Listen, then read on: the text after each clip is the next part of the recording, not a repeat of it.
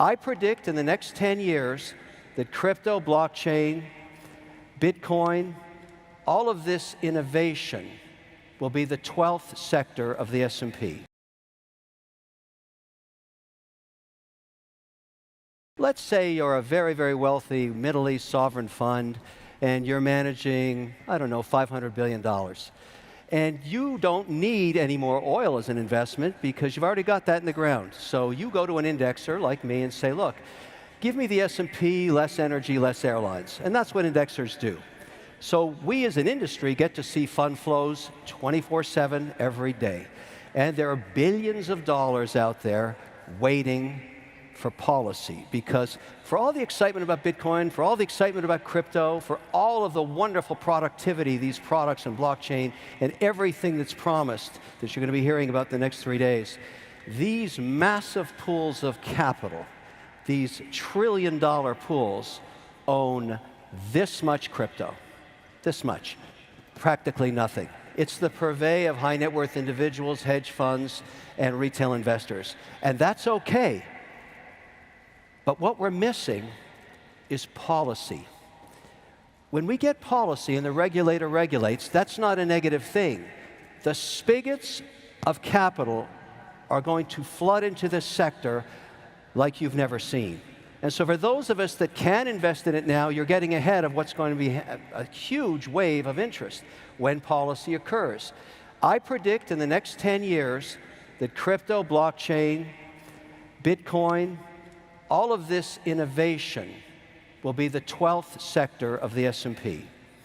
Now, why do I say that? Because Bitcoin is not a coin, it's software. Ethereum is software. Avalanche is software. Helium is software. Solana is software. It's all software. And the smartest hands over keyboards today in the world are developing on the chain and bringing innovation to financial services, which in the end is the largest sector on Earth.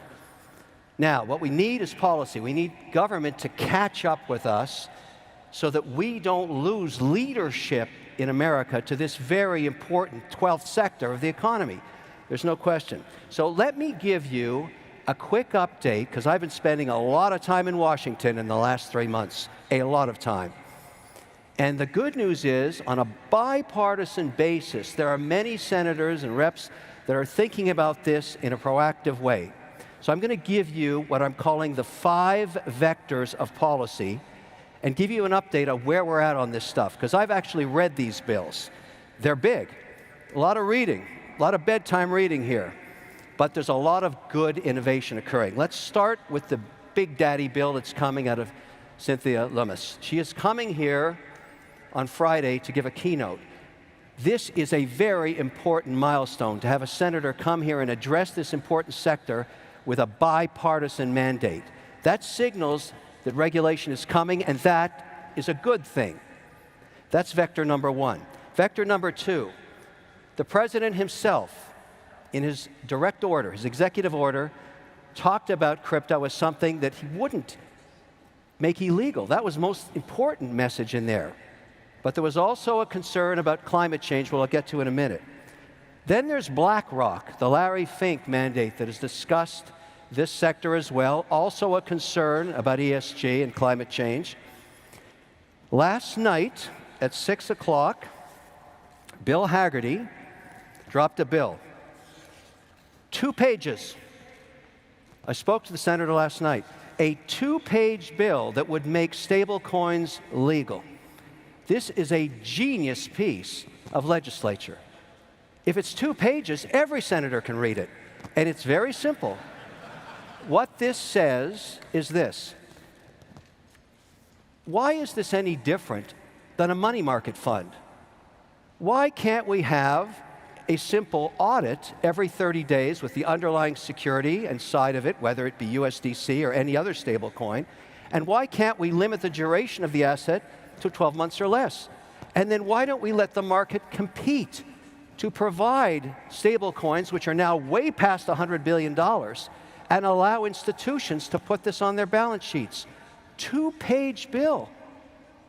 There's a senator that wants to do business. I, of course, applaud this mandate because my own auditor won't let me and my operating company do anything with stablecoin because there's no regulation on it. So maybe the best way to approach this for all of us that are interested in crypto is to pick one pillar of value. And right now, I would argue that stablecoins are one of the fastest growing asset classes outside of Bitcoin, and help this become policy and law, and watch what happens. And the reason you should care is, if it's backed by the US dollar, it will become the reserve currency of the earth. That's what will happen. And why would we want to give that up to any other country? Why would we ever give that innovation up? So let's regulate this. Let's get behind this bill and make it happen. And I'm not asking the federal government to write one line of code. That's not their job. Let the free market, let the private sector develop these stablecoin products and let them compete, just like Fidelity competes with their money market fund, like Schwab competes. They're regulated and everybody uses them when they have a cash balance on their account. Let's do the same thing here. That way, we have the innovators coding and we have the government regulating. That's a great outcome. It's coming soon. Now, let's talk about the minefields in the 5 vectors of policy. We'll start with the SEC. Now, I don't know if you read these memorandums, but a few weeks ago, they started proposing that in addition to financial audits in all companies that are public, in all 11 sectors of the economy, that they have a carbon audit, that they get somebody, if you claim that you're carbon neutral, you're going to get audited every quarter.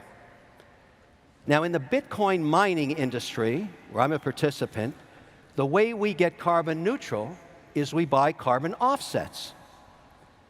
The problem with a carbon offset is the tracking error is so huge that no public auditor will sign off on those statements. You can say you're carbon neutral, but there's nobody going to sign it at the risk of being offside with the SEC. So if the SEC adopts that policy, that's bad for proof of work. And it's bad for Bitcoin mining, because the first pioneers of this in the US were very concerned about being ESG compliant, and they went to that market. They went to the offset market. 2 weeks ago in the EU, they tried to ban proof of work because they were so concerned about how much carbon it was doing. Now, here's why Bitcoin mining is going to save the world. If this policy gets implemented, because it's also in the ESG mandate that Larry Fink at BlackRock put in place, and it's also mentioned directly deep in the executive order of the president himself. It's a direct swipe at Bitcoin mining. But why is Bitcoin mining good for the earth? Because the next generation of Bitcoin miners, and some of them are represented right here, are starting to work with energy that does not require carbon. Hydroelectricity and nuclear power, wind and solar. The drive to produce Bitcoin is so economic in value that they will go ahead and fund the next generation of machines and turbines. 90% of dams built in America in the last 100 years contemplated hydroelectricity, but never installed the turbines. I'll install the turbines. Why? Because it's great economics if I can use that and not be hassled by a carbon audit. This is the future of Bitcoin mining. We will be developing power for all communities while we mine coin in an ethical and 100% green mandate that we can do with hydroelectricity. This speaks to Montana. It speaks to the Tennessee Valley, upstate New York, Quebec, Canada, northern Norway. All of these places, Georgia, have an abundance of unused hydro, and that is the future of Bitcoin mining. And it's a good thing. It provides for communities. It provides extra power. And the capital required for this is unlimited. Now, the beautiful strategy here is when we get policy, this is the Loomis bill right here, and there's lots of good news in this thing, when we make Bitcoin an allocation for institutions, which they do not have yet, what I predict will happen, they will put between 50 basis points and 3 basis points or 300 basis points into their portfolios. How much money is that? Trillions of dollars.